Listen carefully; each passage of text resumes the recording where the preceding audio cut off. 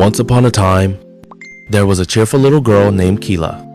She lived in a small house with her parents, and they loved her very much. Her mom's name was Clara. She worked all the time. She cleaned houses, baked bread, sold fruits in the market. And still, she always came home with a smile. She hugged Keila tight every evening and said, "Even if I'm tired, seeing you makes it all worth it." Keila loved those hugs. They made her feel safe. Her dad, Gerald, was quiet but kind. He worked in a car shop. He didn't talk much, but he listened. And when Keila laughed, he smiled every time. Their house wasn't big, but it was filled with love. They had dancing nights, silly singing, warm food, and long bedtime stories.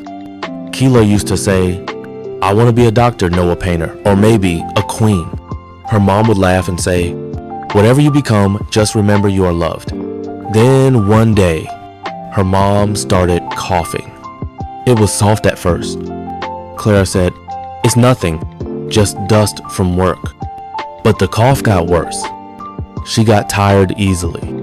She stopped singing. She didn't smile as much.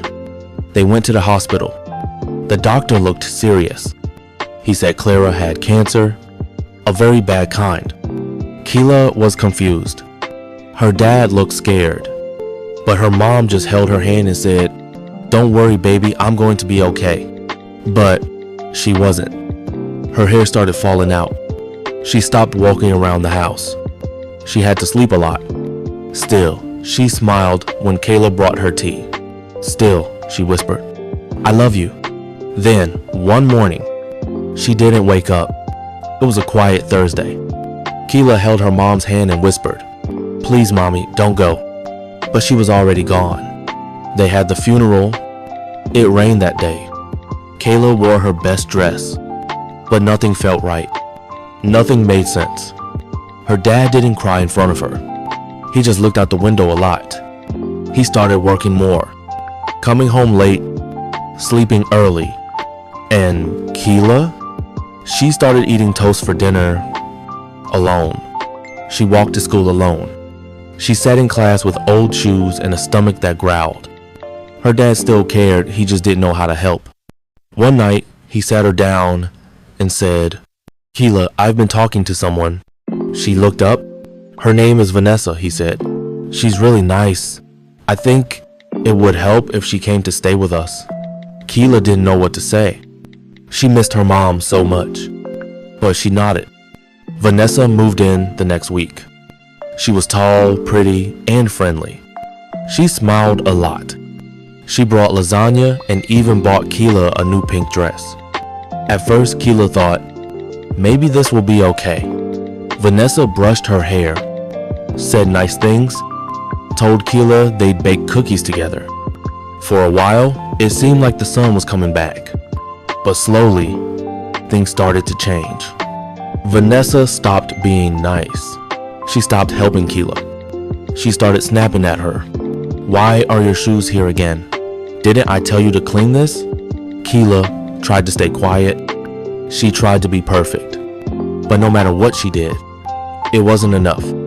Vanessa began saying mean things. "You're not smart like your mom.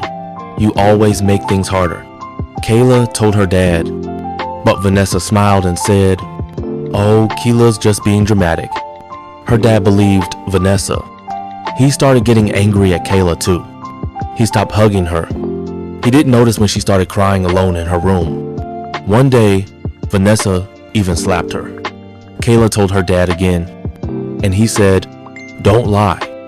That night, Keila cried for hours. She held her mom's scarf to her face. It still smelled like her. She missed her more than anything. Keila was ready to give up, but then she remembered someone who still cared. Aunt Miriam, her mom's sister. Keila found a neighbor's phone and called her in secret. "Auntie, please come. I want to leave." Aunt Miriam came with a social worker the next day. She stood tall and said, "I'm taking Keila with me." And she did. Keila left with just her backpack and one photo of her mom. She never looked back. To be continued. In part 2.